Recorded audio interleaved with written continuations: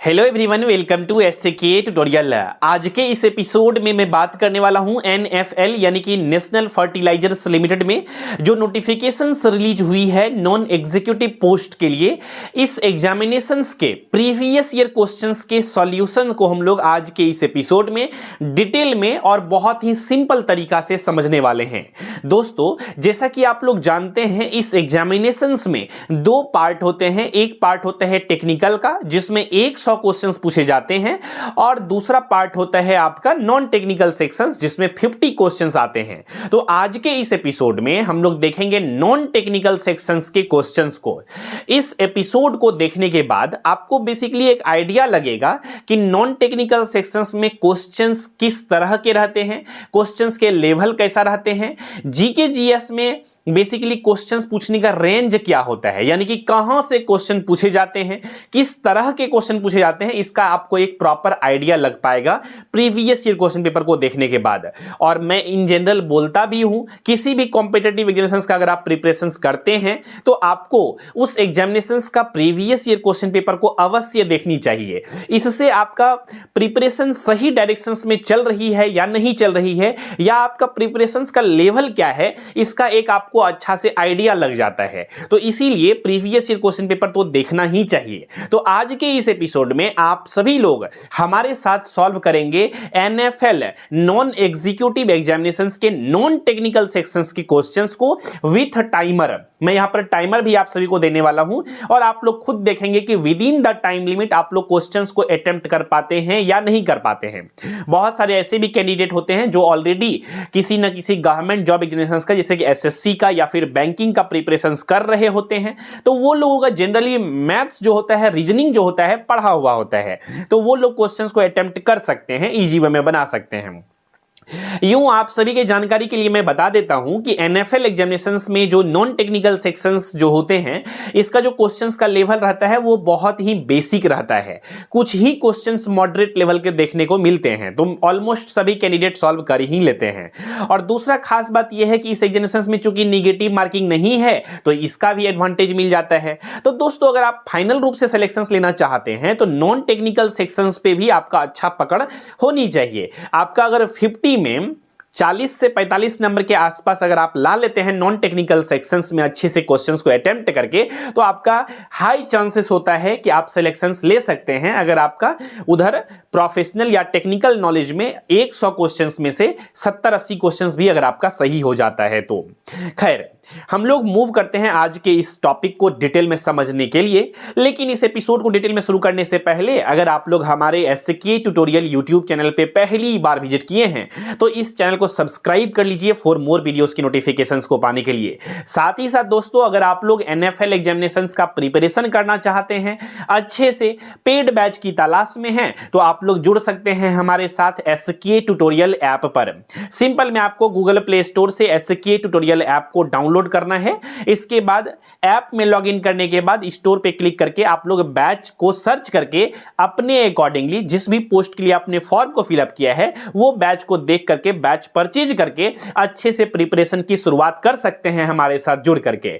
Already चूंकि जब notifications release हुई थी उसी वक्त बैच को लॉन्च कर दी गई थी, तो क्लासेस जो है बहुत सारे हो चुके हैं, सिलेबस भी बहुत हद तक कंप्लीट हो चुके हैं, जो रिमेनिंग है वो भी बहुत जल्द ही कंप्लीट हो जाएंगे। लेकिन आप लोग चिंता नहीं करिए, जितना भी सिलेबस आपका कवर नहीं हुआ है वो सभी के क्लासेस रिकॉर्डेड में अवेलेबल रहेंगे। आप लोग इजी वे में इस बेसिकली वो सभी को देख पाएंगे, वो सभी क्लासेस को एक्सेस कर पाएंगे, इसमें कोई दिक्कत नहीं है। अगर आप लोग बैच में इनरोलमेंट लेते हैं तो आपको sample paper, previous year question paper के एनालिसिस और बहुत कुछ मिलने वाले हैं बैच के अंदर में। कुछ चीजें सस्पेंस और सरप्राइज में ही रहने देते हैं, ठीक है। तो चलिए आज के इस सफर की शुरुआत करते हैं। अगर आपको ये सेशन पसंद आता है तो इस वीडियो को लाइक कर सकते हैं, शेयर कर दीजिएगा कम से कम एगो अपना व्हाट्सएप ग्रुप में, ताकि ज्यादा से ज्यादा लोग जान सके, ज्यादा से ज्यादा लोग समझ सके चीजों को। और आप अगर शेयर करते हैं, अगर हमारा यूट्यूब चैनल का सब्सक्राइबर बढ़ेगा तो इससे बेसिकली मुझे भी मोटिवेशन मिलता है, ठीक है। तो चलिए यहां पर शुरू करते हैं आज के इस सफर को।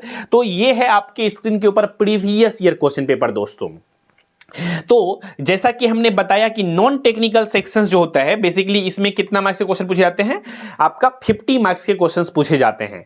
तो आप सभी लोग जानते हैं 50 मार्क्स का जो डिस्ट्रीब्यूशन होता है ये कैसा होता है, आप सभी को पता होगा आई थिंक, लेकिन फिर भी चूंकि आज का ये वीडियोस पहला वीडियोस होगा, मे बी आप प्रीवियस ईयर क्वेश्चन पेपर को देख रहे होंगे, तो एक बार मैं इन शॉर्ट आप सभी से डिस्कस कर लेता हूं। देखिए दोस्तों, इसमें जो है ना जीके भी पूछे जाते हैं, जीएस पूछे जाते हैं और करंट अफेयर्स पूछे जाते हैं, लेकिन इसका बहुत ज्यादा रोल नहीं रहता है। तो कितने मार्क्स के ये पूछे जाते हैं, देखिए दोस्तों 10 क्वेश्चन पूछे जाते हैं इससे, यानी कि 10 मार्क्स के। निगेटिव मार्किंग इस एग्जामिनेशन में है नहीं, इसीलिए निगेटिव तो होंगे नहीं। तो 10 क्वेश्चंस यहां से पूछे जाते हैं इस सेगमेंट से। इसके बाद नेक्स्ट सेगमेंट आता है हम लोगों का जनरल एप्टीट्यूड का, जिसको हम लोग जनरल बेसिक मैथ्स बोलते हैं। इसका क्वेश्चन जो है 15 क्वेश्चन आता है यहां से। इसके बाद जनरल रीजनिंग की बात करते हैं, जनरल रीजनिंग के भी 15 क्वेश्चन आपको देखने को मिल जाता है। इसके बाद दोस्तों एक और सेगमेंट आता है जनरल इंग्लिश का। किसका? जनरल इंग्लिश का। यहां से भी आपको 10 क्वेश्चन देखने को मिल जाते हैं। इस प्रकार आपका टोटल हो जाते हैं 50 क्वेश्चन। ठीक है दोस्तों, उम्मीद करते हैं ये सभी चीजें आप लोग आराम से समझ गए होंगे। अब यहां पर जब एनएफएल नॉन एग्जीक्यूटिव का एग्जामिनेशन हुआ था 2021 में, जो कि यही दिसंबर मंथ में हुआ था, मतलब 2021 में 18 दिसंबर 2021 को ये एग्जामिनेशन हुए थे 2021 में, जब ये वैकेंसी आई थी। तो बेसिकली जो ये सभी सेगमेंट रहते हैं, इसका सभी सेगमेंट का अलग अलग सेपरेट करके क्वेश्चंस नहीं रहता है, नॉन टेक्निकल में मिक्सअप करके, जैसे एक क्वेश्चन दे देंगे रीजनिंग का, दूसरा क्वेश्चन दे देंगे करंट अफेयर्स का, तीसरा क्वेश्चन दे देंगे बेसिकली आपका मैथ का, फिर इंग्लिश का घुसा देंगे क्वेश्चन। इस तरह से रेंडमली क्वेश्चन रहते हैं, लेकिन 50 क्वेश्चन आपका नॉन टेक्निकल सेक्शन से रहते हैं। खैर, क्वेश्चन जैसे भी रहे, क्वेश्चन तो रहते हैं और उसको सॉल्व करना है हम लोगों को। तो दोस्तों अब आते हैं हम लोग टॉपिक पे। जितना भी बातें हमने अभी की है ये सभी इंपॉर्टेंट थी, आप सभी को बताना, आप सभी से ये सभी बातें करना, इस वजह से हमने सभी बातों को आप सभी को बता दिया है। ठीक है, तो चलिए अब हम लोग सफर की शुरुआत करते हैं। क्वेश्चन नंबर पहला देखते हैं। आपके स्क्रीन के ऊपर क्वेश्चन नंबर पहला आ चुका है। क्वेश्चन है कि which part of the sentence has an error. मतलब यहां पे स्पॉटिंग एरर टाइप के क्वेश्चंस आए हैं, जो कि आपका जनरल इंग्लिश से क्वेश्चन है। कि अब ये सेंटेंस देखिएगा, the Russian ambassador's whereabouts is not known to anyone. अब इस सेंटेंस में कहता है कहां पर गलती है, ठीक है, क्या एरर है। तो देखिए दोस्तों, इसमें जो एरर है द रशियन एम्बेसडर्स जो है, इसमें गलती है। इसीलिए सेक्शन नंबर यानी ऑप्शन नंबर 1 जो होगा इसका करेक्ट आंसर हो जाएगा। क्या हो जाएगा? करेक्ट आंसर हो जाएगा ऑप्शन नंबर ए। ठीक है, आगे बढ़ते हैं। नेक्स्ट क्वेश्चन आपका फिर किससे दे दिया गया है? रीजनिंग का दे दिया गया है। ठीक है, तो अब रीजनिंग में समझिएगा यहां पर कितना हल्का और हलवा टाइप का क्वेश्चन आता है आपके एग्जामिनेशंस में। कहता है कि इन ए सर्टेन लैंग्वेज, ए को हम लिखेंगे 1, बी को लिखे हैं 2 और सी को लिखे हैं 3। यहां पर पूरा वही बात लिखी गई है। ठीक है, तो कहता है ये बताइए कि हम ए ई और ई सी डी को क्या लिख सकते हैं। यानी कि दोस्तों आप देख पा रहे हैं कि सभी नंबर्स के यानी कि अल्फा न्यूमेरिक नंबर जो होते हैं उसी के आधार पे यहां पर कोडिंग किया हुआ है कि नहीं है। तो ए ई सी डी का क्या हो जाएगा? 1 5 5 3 और डी का होता है 4, यानी कि 1 5 5 3 4। कौन सा ऑप्शन में है? ऑप्शन नंबर जो है ना यहाँ पे 1 5 5 3 4 ऑप्शन नंबर सी में है, यानी कि ऑप्शन नंबर सी क्या हो जाएगा दोस्तों? करेक्ट आंसर हो जाएगा। क्या देख रहे हैं रीजनिंग का क्वेश्चंस का लेवल बहुत ज्यादा अप रहता है क्या, या बहुत आसान रहता है? बहुत आसान बोलेंगे इस तरह के क्वेश्चंस को। ठीक है, चलिए अगला क्वेश्चन की ओर मूव करते हैं। अगला क्वेश्चंस के लिए जो है ना बेसिकली आप सभी लोगों को मैं टाइमर दे देता हूं और इसको सॉल्व करेंगे। जनरल एप्टीट्यूड का बेसिकली ये क्वेश्चंस है। चलिए आपका समय शुरू होता है। अब देखते हैं कितने देर में आप लोग ये क्वेश्चन को सॉल्व कर सकते हैं। क्वेश्चन है a number exceeds by 40 when added by 20% of itself, what is the number. आप लोग इसको फटाफट से सॉल्व करेंगे और बताएंगे कितना आएगा इसका आंसर। टाइमर हमने दे दिया है, टाइमर शुरू है। अगर क्वेश्चंस तो आप लोगों को सीरियसली अच्छे से दिख ही रहे हैं, कोई दिक्कत नहीं हो रही होगी, उम्मीद करते हैं। ठीक है, इसको सॉल्व करिए फटाफट से। ये सब टाइप के क्वेश्चंस जो है ना बेसिकली आपको सॉल्व करने में 40 सेकंड से ज्यादा समय से ज्यादा समय नहीं लगना चाहिए।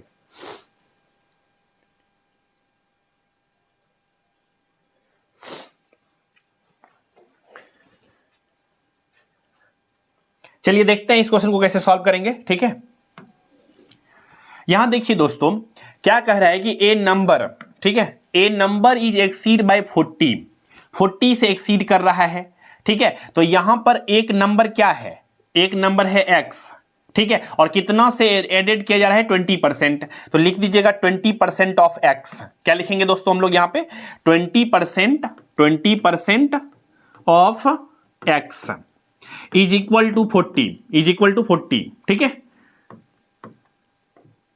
क्लियर है यहां तक। तो यहां पर जो है बेसिकली 20%, तो क्या लिख सकते हैं 20 बाय में 100 हम लोग लिखेंगे, और x इंटू में है इज इक्वल टू 40, और इसको जब सॉल्व करेंगे तो क्या हो जाएगा x is equal to 40 into में 100, ठीक है, और बाय में क्या हो जाएगा 20, तो 20 2 जा और 2 इंटू 100 तो 200, यानी ऑप्शन नंबर बी जो होगा इसका करेक्ट आंसर हो जाएगा। किसी को कोई दिक्कत परेशानी नहीं हो रही होगी उम्मीद करते हैं। तो इस तरह से ये क्वेश्चंस आपका बन गया, ठीक है। चलिए अगला क्वेश्चंस देखिएगा, अगला क्वेश्चंस है आप सभी के लिए यहां पर, ठीक है। Question number 4, the average of 11 result is 50, ठीक है। इसको सॉल्व करिएगा आप सभी लोग, टाइमर मैं दे देता हूं फिर से, ठीक है, सॉल्व करिए।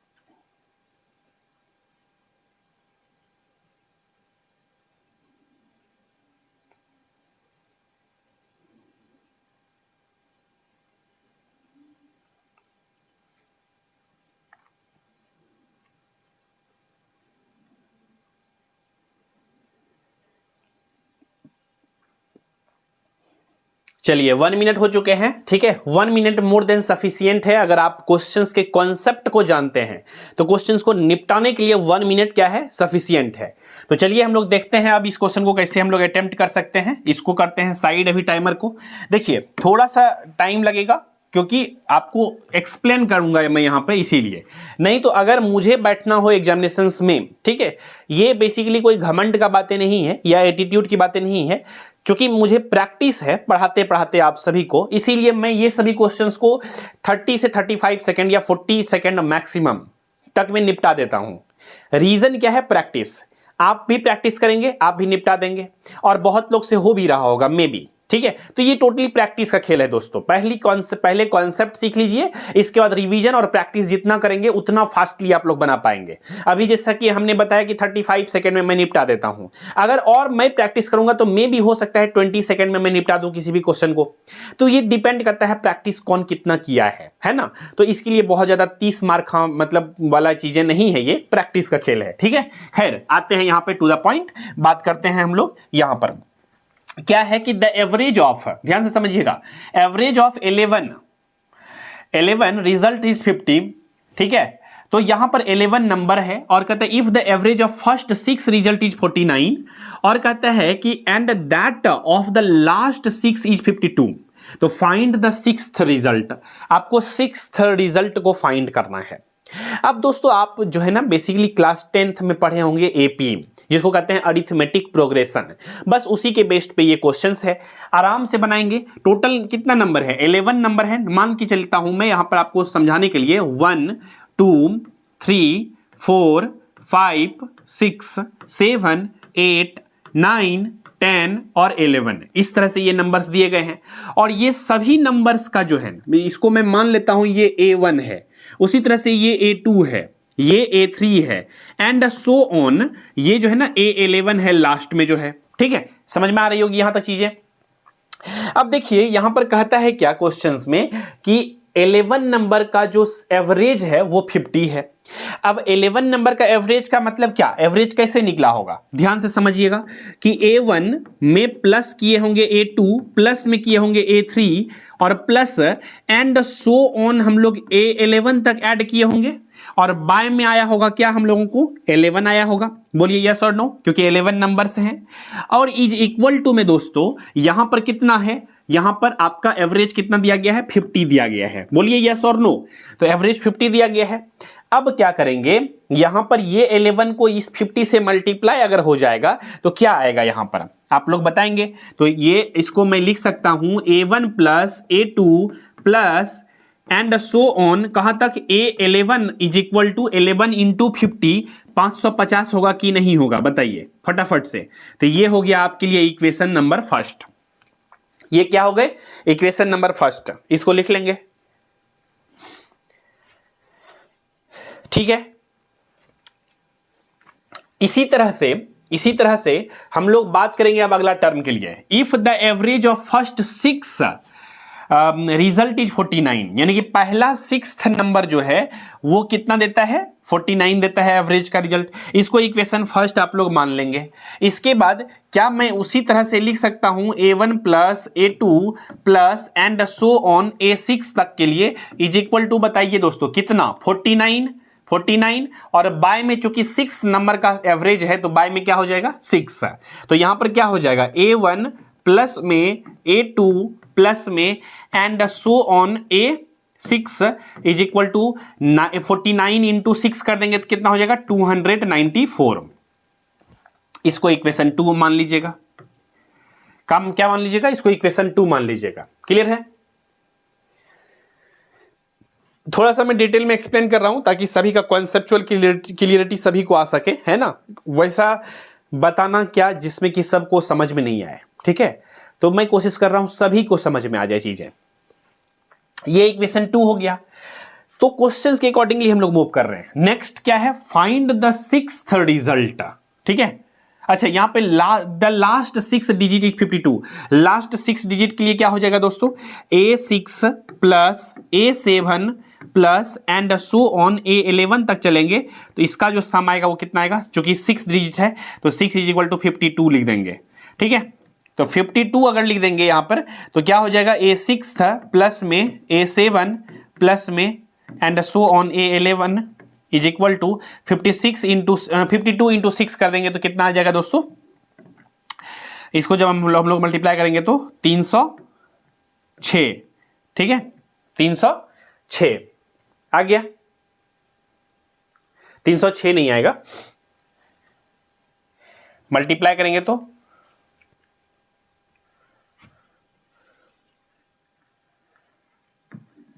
52 इंटू 6 तो 6 2 जा कैरी 1 और 312 आ जाएगा। कितना आएगा 312। क्लियर है, यहां तक कोई दिक्कत नहीं है, ठीक है। तो इसको इक्वेशन 3rd मान लेंगे, ठीक है।